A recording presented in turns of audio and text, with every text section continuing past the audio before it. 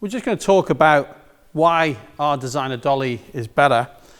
Loads of reasons, but first, you have fixed front wheels. So these wheels don't steer, they're just fixed wheels.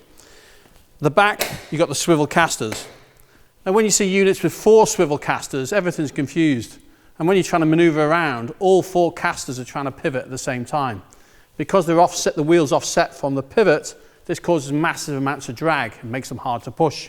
Also, when you have a slope in your building, especially in food companies, you have a slope down to the drain, the unit literally wants to track down to the slope, just like an overloaded shopping trolley in a supermarket on a sloping car park.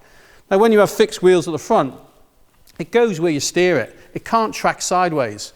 So it's just very, very simple. When we come back, you'll notice I can push it in exactly a direction. If I want to change direction, I turn the back and go in that direction.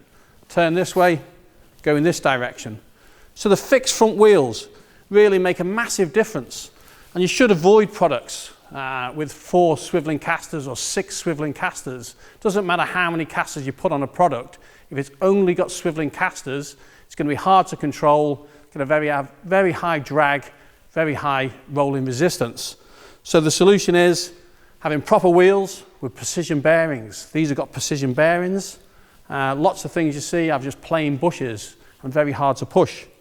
This drum weighs 350 kilos, and if I just do that, so it's all about good bearings, good wheels, low rolling resistance, and avoid putting lots and lots of casters on things, which is very common in the industry.